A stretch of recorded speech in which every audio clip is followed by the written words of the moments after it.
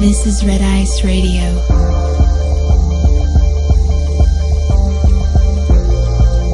From the dream to reality.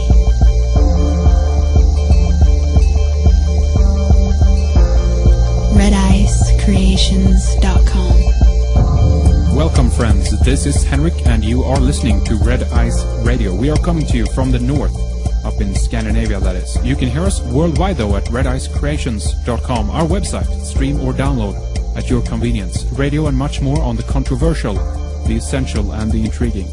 Today we have Pepe Escobar with us from Brazil. An extreme traveler, Pepe's nose for news has taken him to all parts of the globe. He was in Afghanistan and interviewed the military leader of the anti-Taliban Northern Alliance, Ahmad Shah Massoud, a couple of weeks before his assassination. 2 weeks before September 11th, 2001, while Pepe was in the tribal areas of Pakistan, Asia Times Online published his prophetic piece called Get Osama Now, or Else. Pepe was one of the first journalists to reach Kabul after the Taliban's retreat, and more recently has explored and reported from Iraq, Iran, Central Asia, US and China. Today Pepe is with us to discuss the invasion of Libya, NATO, France, US and EU's involvement in this process. Also the geopolitical game and the globalist power struggle for energy and resources. And as you might have heard now, there's been news about Gaddafi's death. This is something we don't address in this program since this was recorded before this announcement. We refer you to our website, however, for more on this rumor about Gaddafi. As we know, news are often more made than actually being a true reflection of reality, as we saw with Osama bin Laden.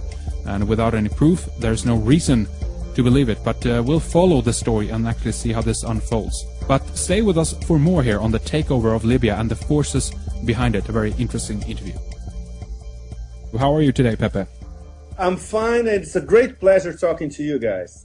Absolutely. I mean, you wrote a very interesting piece called To King Sarkozy, the Spoils for Asia Times here a while back on the subject of Libya, of course, with focus on NATO's involvement, especially France and Sarkozy's involvement as well. And this is obviously where I want to begin our discussion. But as we talked a bit here about before the recording, Pepe, this is everything is tied into this, going back to the war on terror, going back to the invasion of Iraq back in 2003, and obviously further back than that. And we'll get into some of these topics as well. But one thing to kind of open up the discussion, if you will, is the strategy, how this has changed a little bit. In 2003, with the invasion of Iraq, we had people basically from all around the world, at least in the Western countries. I remember the protests and demonstrations in Europe were massive.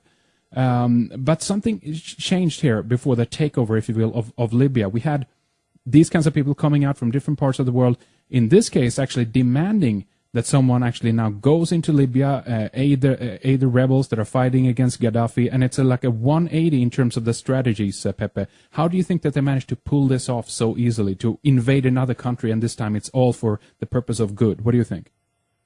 Exactly, because first of all, because in terms of a PR operation, it's much better when you have an American democratic president posing as a liberal, of course, selling to the world the idea of humanitarian intervention under the cloak of humanitarian intervention, because it's actually humanitarian imperialism, and to defend a people that's going to be slaughtered by an evil dictator. So compared to what was happening in 2002 in the run-up towards the war on Iraq, and actually how the Bush administration invasion played out, and it's a big step. Is there any conceptual difference? Oh, yes. This in Iraq in 2002-3 was a neocon operation where Iraq would be the first of many dominoes to fall in the Middle East. After the fact, this was sold as the Greater Middle East and bringing democracy to the Middle East. But as we spoke at the time in 2002, early 2003, was to get rid of Saddam Hussein because he had those weapons of mass destruction that everybody knew were not there, especially Hans Blix, who knew it since 1995 there were no weapons of mass destruction. Obviously, no weapons were found because they had been destroyed in 1995. But this was a neocon agenda. Basically, real men go to Tehran. This is what they used to say at the time. So after the conquest of Iraq, Syria will be conquered. They would smash Hezbollah in Lebanon, and the golden price would be finally destroying the Islamic Republic of Iran. As we all know, it all went downhill. So, 9 years later, what we have is a humanitarian imperialism, which is much easier to sell because it's theoretically a humanitarian operation based on a very dodgy concept called R2P, responsibility to protect civilians. Responsibility to protect civilians that might be massacred by the army of an evil dictator, in this case, Gaddafi. So the whole framework for this intervention, which was from the beginning a Franco intervention, was basically Nicolas Sarkozy's neo-Napoleonic war to get some kind of bump in his ratings at home, because in terms of organizing the French economy and ruling France, he was an absolute disaster. So we'll go back to this. But basically it was a French operation. The Brits came in, the Americans decided to be in the in the background, of course. But everybody had a clear agenda. NATO had a clear agenda of controlling the Mediterranean as a NATO lake. The Pentagon has a clear agenda in terms of AFRICOM, the African Command, trying to find a base. And the base will be in Northern Africa, in Libya, to establish the first AFRICOM base, which will conduct militarized operations all across Africa as part of a war between the Pentagon, basically the US, but especially between the Pentagon and Chinese penetration of markets inside China. The French, they wanted deals. They were absolutely desperate because Gaddafi had reneged on a bunch of deals, including buying more Rafale fighters, building a nuclear power station in Libya with the French know-how. And he said, no, I'm going to start considering this again. I'm going to talk to the Russians and the Chinese. And obviously the French were desperate. And especially because Total wanted a much larger piece of the energy action in Libya. And most of it, until a few months ago, at least, there were most of the exports, energy exports in Libya were going to Italy. So this created also an intra-European war, which is, I would say, it's only the beginning between the French and the Italians. I just came back from Italy, and the Italians are fuming with what Sarkozy had been doing in Libya, and now with his pact with Angela Merkel sidelining the Italians. So expect major Transalpino fireworks soon. So everybody had an agenda. The Brits, obviously, they also wanted better deals with Gaddafi, even though Tony Blair went to kiss Gaddafi's hand a few years ago in the middle of the desert. We all know, we have the photos to prove it. But the Brits also wanted more deals, and nobody could trust Gaddafi because he was no discussion about intrinsically if he was a good or a bad governor or ruler. No, that's not the point. The point is, we cannot trust him. He's not one of ours. He's not aligned to international financial system. He has these wacky projects of trying to help sub-Saharan Africa. He wants a real African Union, a real organized Africa politically and economically, integrated economically. And obviously, for the ruling elites in the US and Europe, this is a no-go. And trying to establish a gold dinar in Africa, which was a means of bypassing Western currency. And in the case of France, especially the African franc, which is the currency of choice in Western Africa and the former French possessions in Africa. And they don't even have control over their own economies because their currency is subordinated to the ancient French franc. This is completely absurd. So if we had a gold dinar backed by the enormous reserves of gold in Tripoli, this would be a new start. And many other examples, such as projects that Gaddafi initiated in Libya and in parts of sub-Saharan Africa, totally bypassing the World Bank and the IMF. Also a no-no for the so-called international community, or let's call it plainly the Washington Consensus. So everybody had plenty of, and I'm not even talking about the Arabs. Okay, just all these people have their reasons. And we come to one of the key issues for the war. the role of Saudi Arabia and Qatar. Mm-hmm. Saudi Arabia and Qatar, these past, let's say, a year and a half, 2 years, they were estranged like 2 years ago. And then the Emir of Qatar and King Abdullah started to get closer and closer because they finally came up with a common paranoia. Iran is trying to conquer us or invade us or bomb us or whatever that was. So it was the good old Sunni Shiite schism in the middle of the Middle East. So they got closer and closer together. So they're and inside the GCC, the Gulf Cooperation Council, they got closer and closer. Saudi Arabia controls the GCC. It's a 6-member Persian Gulf monarchy club. I've been calling them for the past 6 months the Gulf Counter-Revolution Club. Mm-hmm. We'll go back to that later.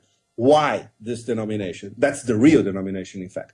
So Qatar wanted a piece of the economic action in Northern Africa. In fact, from the beginning, they start selling the oil that is in Cyrenaica, the eastern part of Libya. A key connection between the Arabs in the Gulf and the people in Cyrenaica and, let's say, the possibly new government in Tripoli was Ali Tahouni, which was an advisor to the Emir of Qatar. He's part of the TNC, the Transition National Council. So Qatar has I wouldn't even say a Trojan horse because it's a horse that everybody knows about it. And he's there. He's part of the TNC, and he's defending Qatar's interests very, very closely to any possible new government that is going to be formed in Tripoli. And Saudi Arabia, apart from all that they wanted a friendly, let's put it this way, a friendly emirate, the best possibility, or at least a friendly government with some monarchist element in Northern Africa instead of Gaddafi, which they obviously didn't trust. And on top of it, there was a bad blood between King Abdullah of Saudi Arabia and Gaddafi. Coming back to 2002 and early 2003, during the build-up towards the war in Iraq, when Gaddafi, one of those Arab League meetings, I was there at the time. It was stunning for everybody that was there. He got up and he criticized King Abdullah, saying, "You're a traitor. You're selling the Arab world to the Americans who are going to bomb the eastern flank of the Arab nation," mm-hmm. which is Iraq. Mm-hmm. And that's exactly what happened. And since then, the bad blood between both was absolutely cosmic. So, this brief rundown is just to explain that so many people had a stake in Gaddafi falling. So it was inevitable. Since the whole thing started in February, it was a done deal that the regime would collapse. But it took a long time. It took months. Why? Because of NATO incompetence, because the Pentagon was behind the screens and was not giving NATO generals the best satellite information that the Pentagon had. Pentagon, NATO incompetence, everybody knows. If you go to Brussels and Mons and see how NATO works, it's worse than the Keystone Cops, in fact. It's absolutely ridiculous. They cannot even agree on a napkin. Can you imagine where are we going to bomb and how? Okay, anyway. So the whole thing started to change in June when President Obama issued a directive telling the Pentagon, okay, now you can transfer the best information that you have directly to NATO, to that NATO base in Naples that is coordinating the bombing, and to all NATO commanders in the field in the Mediterranean, and SAS special forces and French intelligence on the ground in Libya, in Northern Africa, so they could coordinate their attacks. So things started to change because they intensified the bombing, and in fact they created a plan B they still didn't have. NATO only have a plan A, which was to kill Gaddafi and his sons. Ridiculous. They tried for months. They didn't get it. And then, okay, plan B. Plan B, let's try to organize a pincer movement. So we have an offensive coming from Misrata, east of Tripoli, and we have another offensive coming from the southwestern mountains where the Berbers were training to try to advance towards Tripoli. So they organized this with lots of bombing, of course, with lots of NATO bombing. So this is how they took Tripoli in roughly 24 hours. Because, first of all, nobody was expecting this offensive in Tripoli.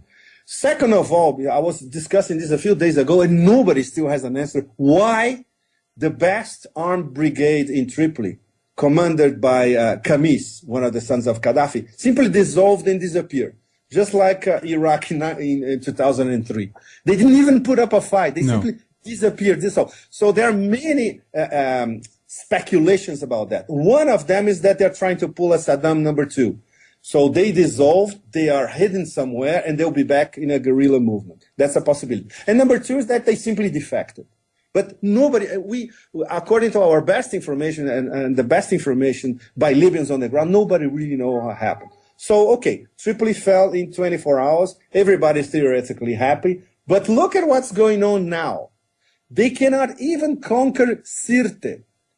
Even with NATO bombing Sirte for the past, I would say, 5 weeks, virtually non-stop.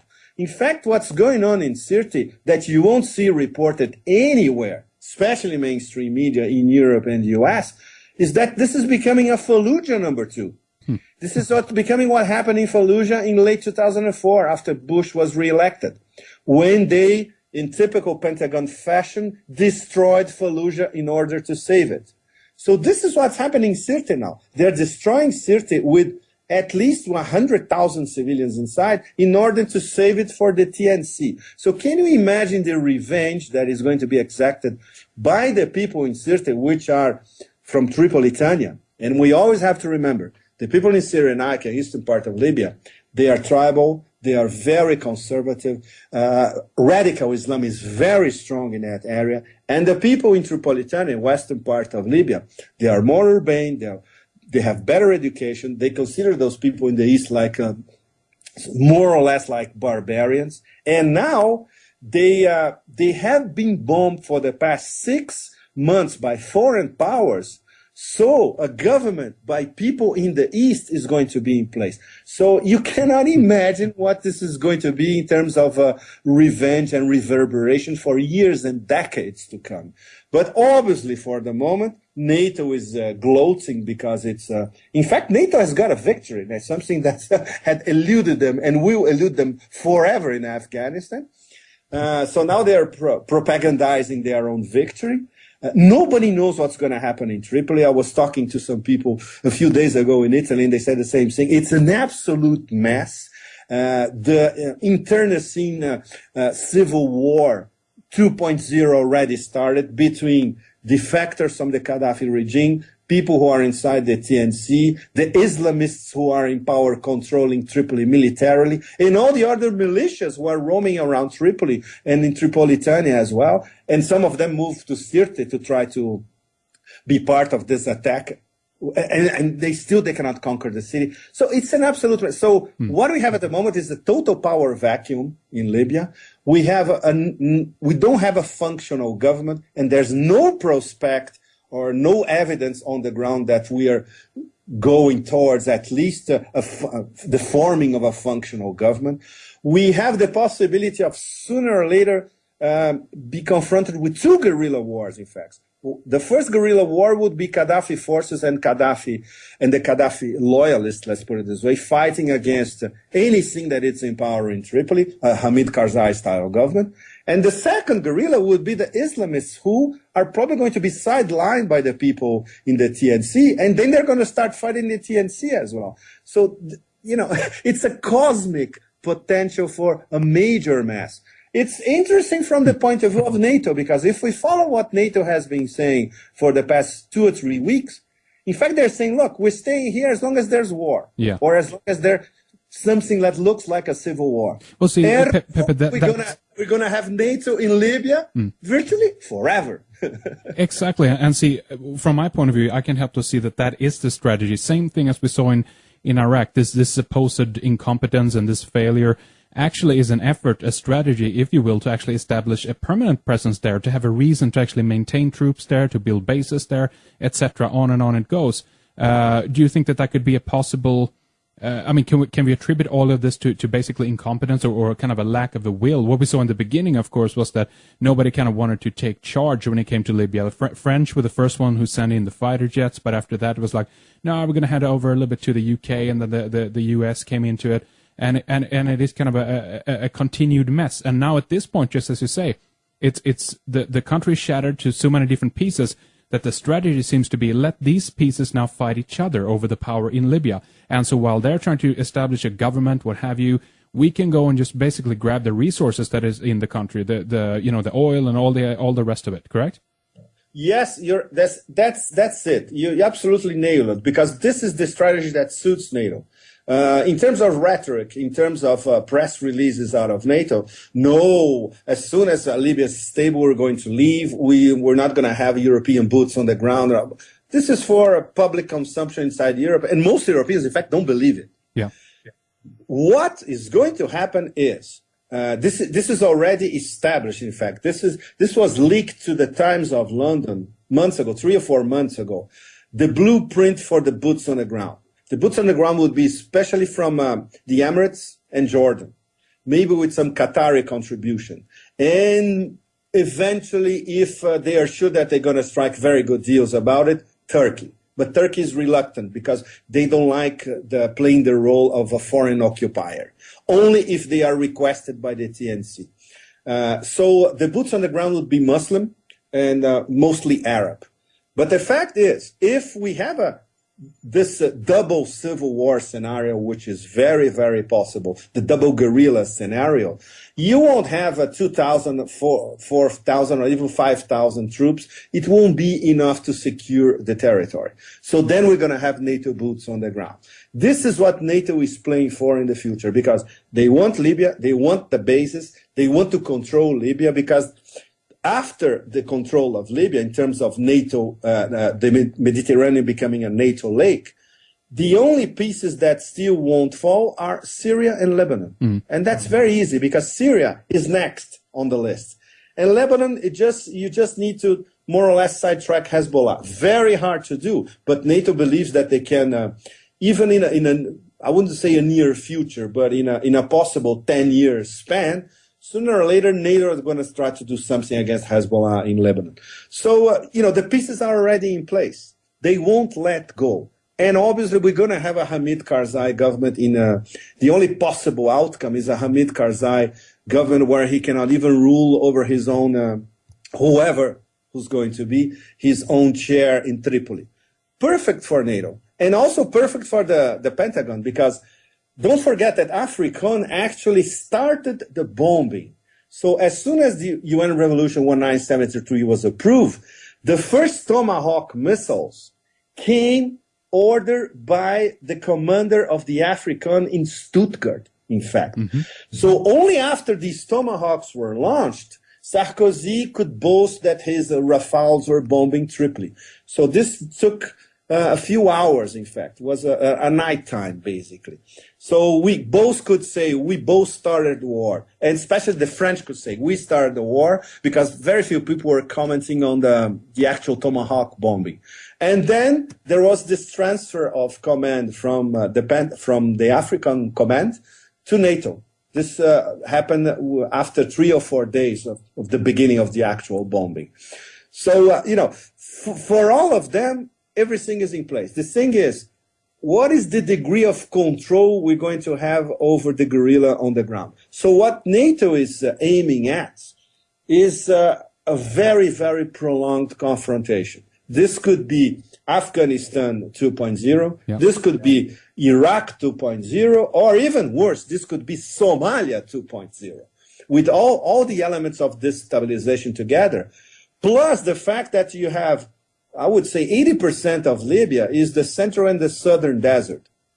Nobody knows what's going on in the southern desert. Everybody knows that Gaddafi and Gaddafi forces are somewhere in the southern desert, or they are based in northern Niger or near the border with Algeria. But that gigantic area, it's basically Tuaregs, it's basically nomads, and Gaddafi knows everybody. First of all, because some of them worked as part of his army. Second, because I confirmed this once a week ago, once again. Since February, tons and tons of trucks left Tripoli full of gold going to the south. The gold is probably stashed in northern Niger. And from there, Gaddafi has an enormous stash to distribute among all those tribes in the desert, especially the Tuaregs. The Tuaregs are basically stateless. And Gaddafi has always treated them very well. They're very good fighters, and they have nothing to lose if they fight a prolonged guerrilla war against those Arabs in the north, even considering the fact that the TNC has enough men to send them 1,000 kilometers or 1,500 kilometers south to fight what? They don't even know what they're going to fight or what they're going to find over there. Yeah. So you see the facts on the ground, everything is so in flux, and there are so many variables and so many imponderables that, the prospect of major chaos for years to come is there. Absolutely. I mean, and again, Pepe, as Europe and America is struggling to remain alive economically, all these resources are now being poured into war, and it seems to be across the board that this is about creating a chaos, basically like a domino effect. And I want to get back into this idea later here about what you call the arc of instability. This is the big one. This is the strategy that we are talking about. So let's focus on that in a little bit. But before that, I want to ask you about Arab Spring, basically. First of all, who you think is behind this, because there's been various speculation of who actually initiated this. There's been other speculation that this might have been a true and sincere grassroots movements beginning, but then along the way somehow it's been hijacked and things have been taken over by different interest groups. Maybe we can begin with that point, and then later I want to ask you about who the rebels in Libya actually are. But Arab Spring, what is it and who's behind it, do you think? Okay, look, what happened in Tunisia when Bouazizi he did what those monks were doing in Vietnam in 1963. Now, he set fire to himself. So the message was so strong all across the Arab world because they saw it for what it was, an act of utmost desperation. And ignited the Tunisians. There was a rumbling of a popular revolt in Tunisia for years. And later on, and most importantly, ignited the Egyptians, which considered themselves to be the heart of the Muslim world, their cultural capital, center of knowledge, center of learning, and how, in fact, this is what people in Tahrir Square were saying, how come a peripheral country in the Maghreb, they start a democratic revolution, and why didn't we start it? So there was an element of pride as well in Egypt, in a very good, in a very noble sense as well. In Egypt, there were popular rumblings for years. And the best Egyptian bloggers had been talking about this, of course, in a very veiled way, otherwise they would be incarcerated by the Mubarak Suleiman repression machine. But, there were worker strikes. They were an extreme victim of manipulation of food prices all over the world. It's a country that imports most of its food, and where 40% of the population lives under $2 a day. So all the conditions were there. And in terms of being a very poor country with very poor employment opportunities, with a large mass of educated youth with a diploma and nowhere to go, this was very important.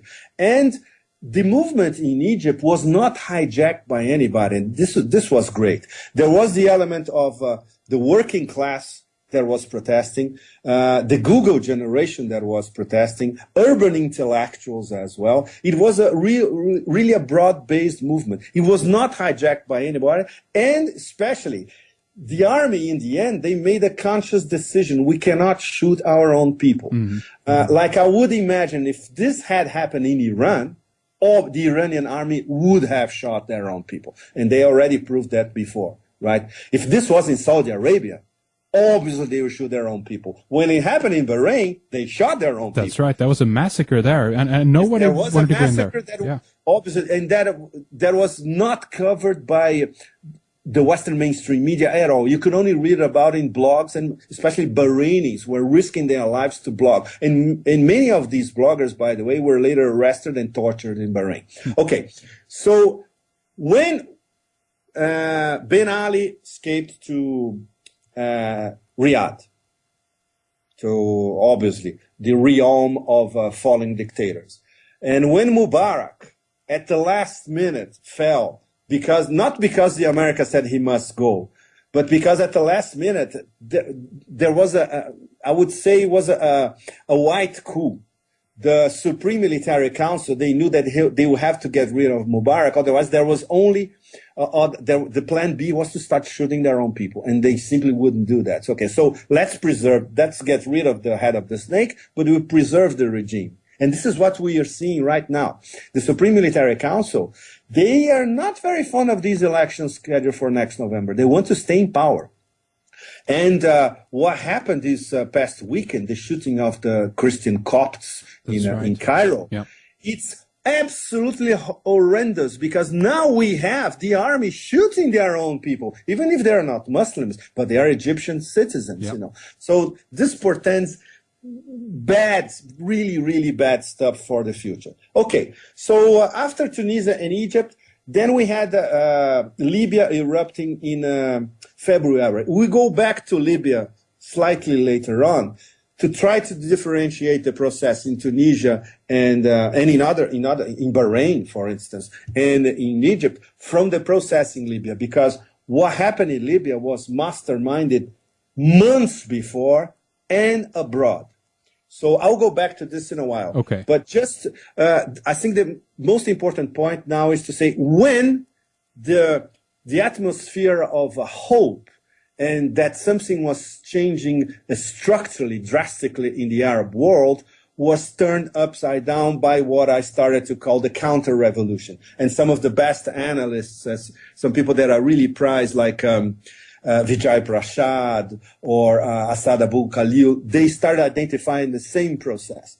The counter-revolution has started, and it is being conducted by Saudi Arabia and the US, essentially. How did that work? Well, the Saudis, when they looked at when they saw that the Obama administration basically didn't do anything drastic to save Mubarak, which was a very good friend of Saudi Arabia and Israel, for that matter. That's right. Of the status quo. He was one of the pillars of the status quo and one of the pillars of the American overall strategy in the Middle East. This was Saudi Arabia and Egypt, so Israel could be cool. Now one of the pillars had fallen, so nobody knew what the discussion in the US at the time was, well, what about the future of Israel? And the Saudis are saying, what about our future? Can you imagine if we have a movement in one of our eastern provinces and the Obama administration does nothing and we are toppled? So their paranoia, which is already, I would say, galactic, expanded to other galaxies. And they start thinking, oh, this is an Iranian plot. They want to subvert, especially they want to subvert the Persian Gulf, starting with the weaker links like Bahrain and Oman. And then they're coming after Qatar, and then they're coming after us. So they devised their counter strategy. It worked on many levels. Number one, large distribution of money for state jobs for Saudi Arabians. Number two, let's coordinate with the Americans. Let's propose them a deal. We propose to them, look, anything that happens over here in the Persian Gulf is our turf. We are the top dog here. We rule this dodgy stuff of revolution, democracy. It doesn't apply here. On the other hand, we'll give you what you want, which is a UN resolution. You want a UN resolution to go after Libya? We'll provide you an Arab League vote.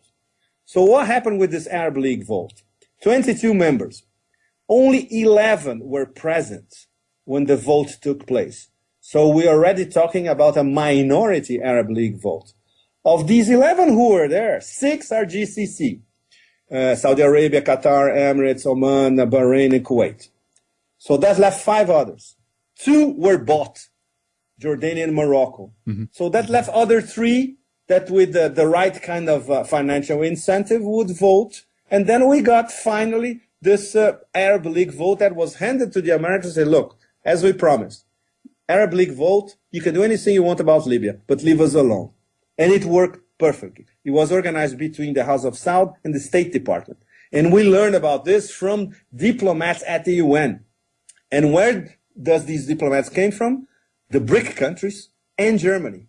And this explains why the 4 top BRIC, Brazil, Russia, India, and China, abstained from voting, and the Germans also abstained because they knew what would happen next. They knew that the UN Resolution 973 was a green card towards regime change. And this is exactly what happened.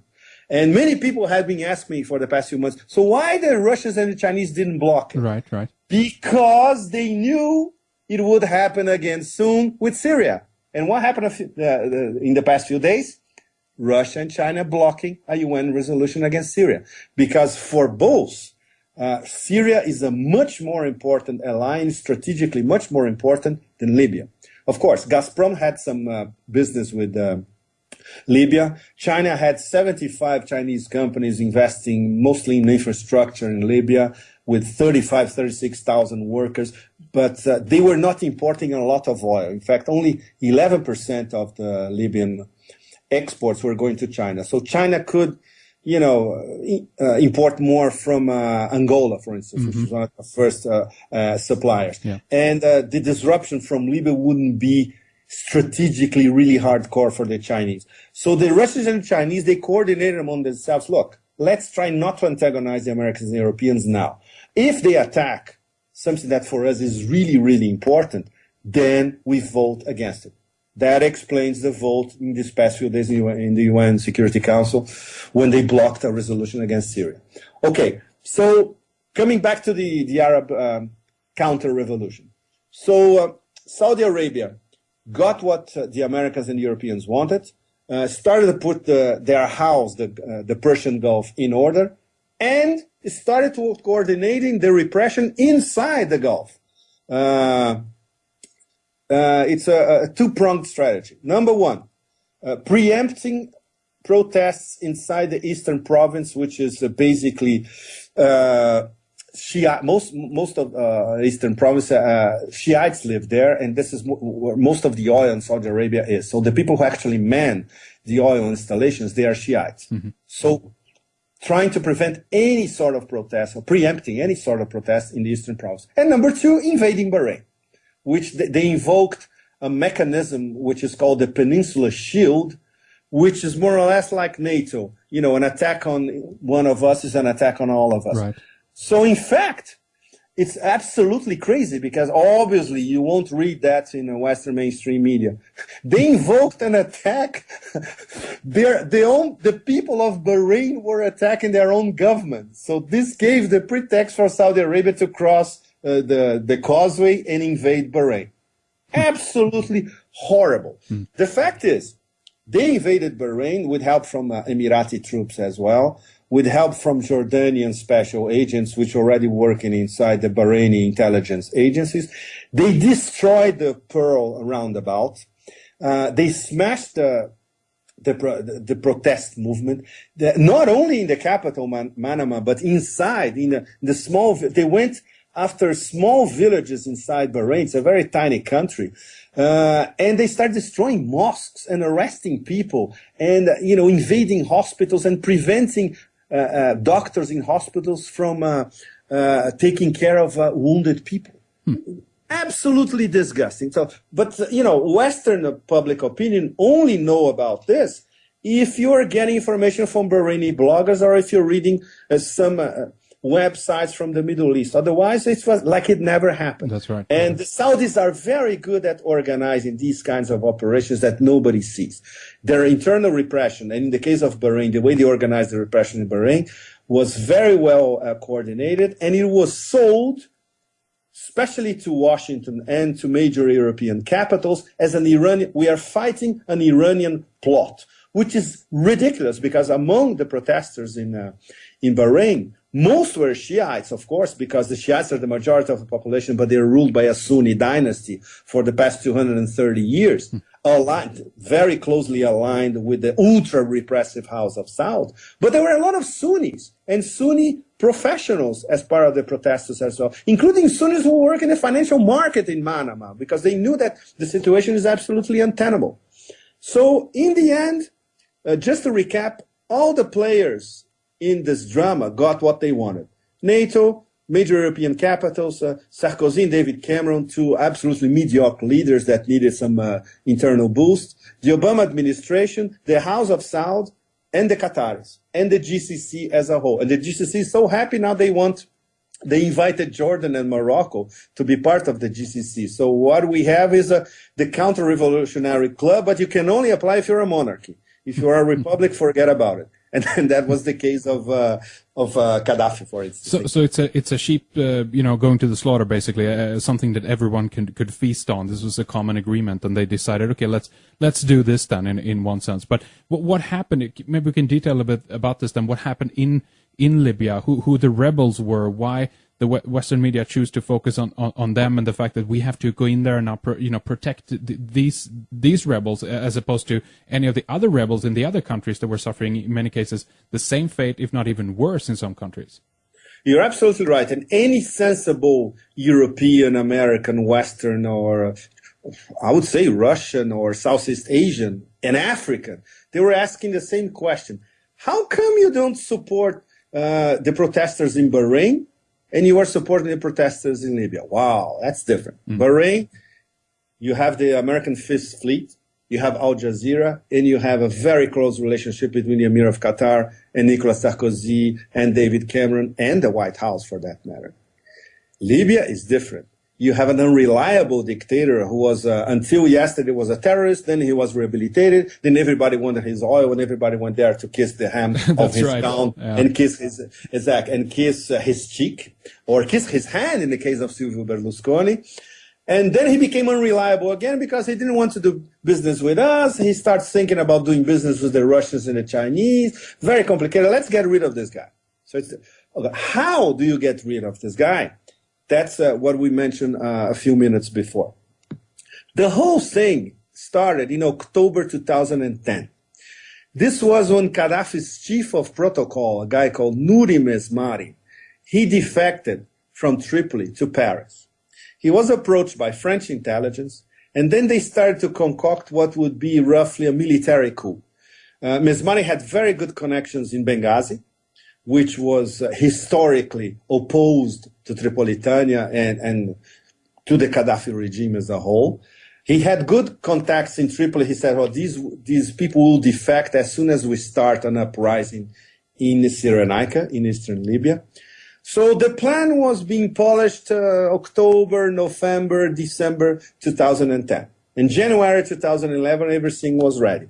The Brits, contacted by the French, said, look, we're in. We're also interested because we want better commercial participation in what's going on in Libya. The motivation for the French, for Sarkozy, was like we alluded a while ago. They wanted better contracts for Total. They wanted to sell weapons. They wanted to build nuclear plants, and Gaddafi was totally unreliable.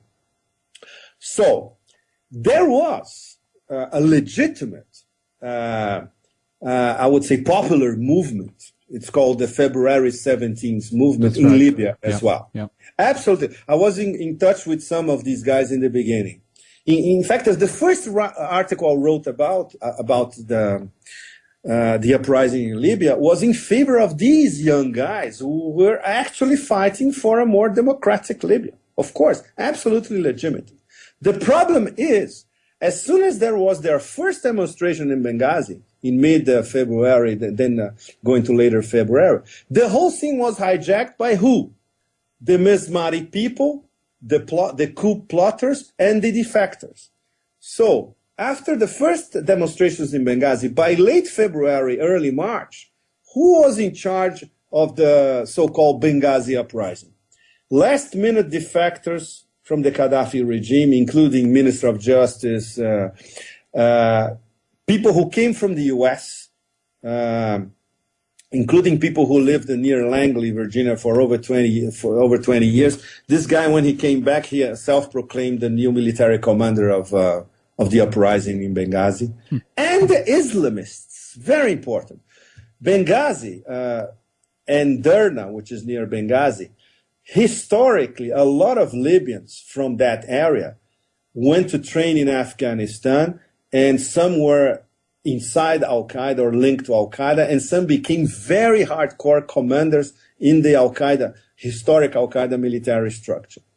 And there was a direct connection between these people and the Libyan Islamic Fighting Group, which was an Islamic group that since the mid-1990s was working towards the end of the Gaddafi regime. So this, when Gaddafi meant Al-Qaeda, basically he meant these local Libyan fighters, which were affiliated to Al-Qaeda. Mm-hmm. So he was not delirious when he said that. He knew because his intelligence services, they knew all these people, and in fact, they had arrested and tortured most of these people.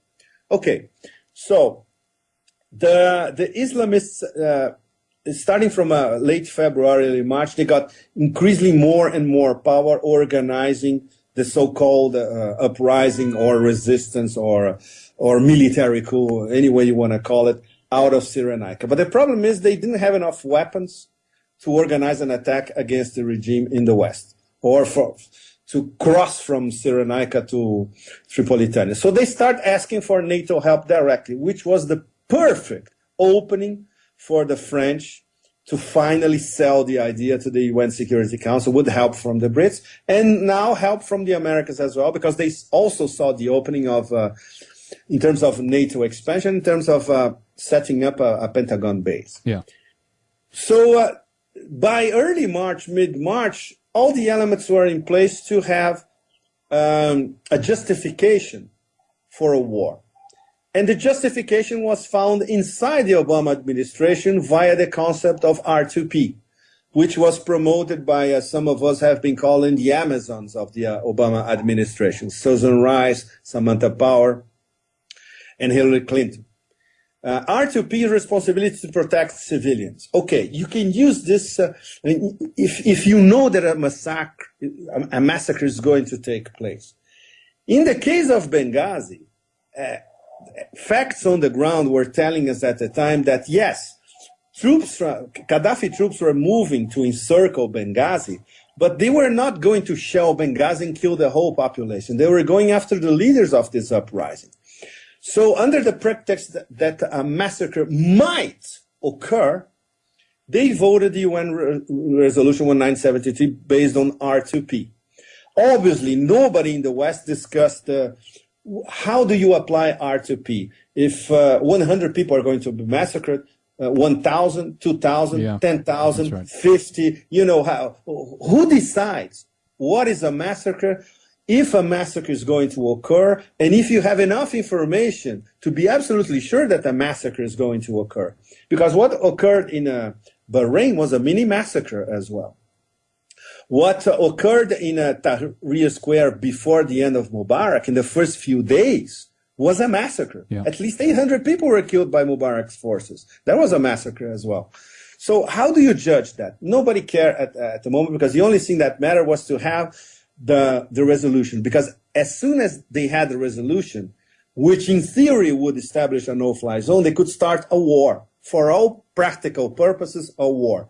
And the Obama administration was so embarrassed that they never mentioned it as a war. It was always a kinetic military operation or some kind of euphemism that, you know, every week, oh no, that's not a war going on. No, exactly. Yeah, it's always changing. It's a kinetic something. So, in terms of neo-Orwellian terminology and how to fool Western, especially Western public opinion, this was really a masterpiece, because it did fool most people. And in fact, it did even fool progressive public opinion in parts of South America, in the US itself, in many European countries, because people say, of course, he's a dictator, he's going to kill his own people, we have to go there and defend them. But nobody made the connection with Bahrain or what happened with Egypt. And especially nobody made the connection of, okay, so this opens a Pandora's box in the future. So why don't you apply R2P to defend the Tibetans and the Uyghurs in China? Yeah, that's right. And why don't you apply R2P to defend the poor people in Burma, Myanmar, they have been massacred for the past 40 years, in fact. You know, in terms of gulags, forced displacement, torture, you name it, you know. That's right. And so the R2P, this is basically just a kind of a nice wording that they use to apply to certain circumstances. They pick and choose when they want to apply this, basically. That's what we can say, you know. Exactly. You pick and choose because if you are Paris, London, and Washington, at least the way the story still goes, you're still allowed to pick and choose.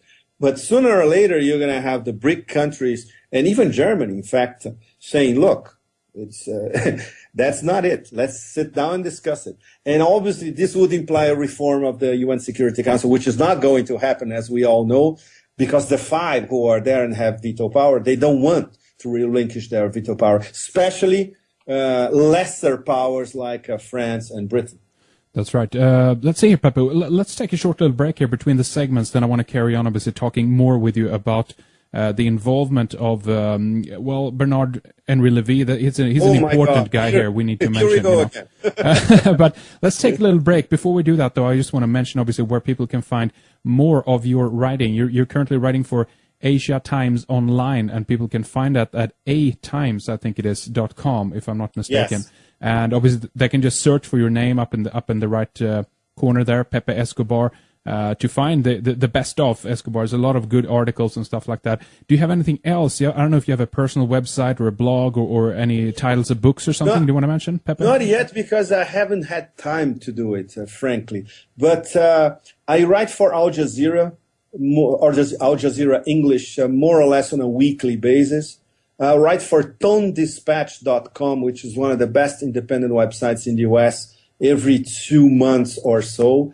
My stories are usually reprinted by a lot of independent websites, not only in the US, but I'm always being told all across Europe as well, in Denmark, in Sweden, in Germany. And these good people, they actually translate my stories into local languages as well.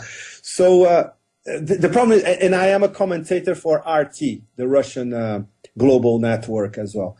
But the problem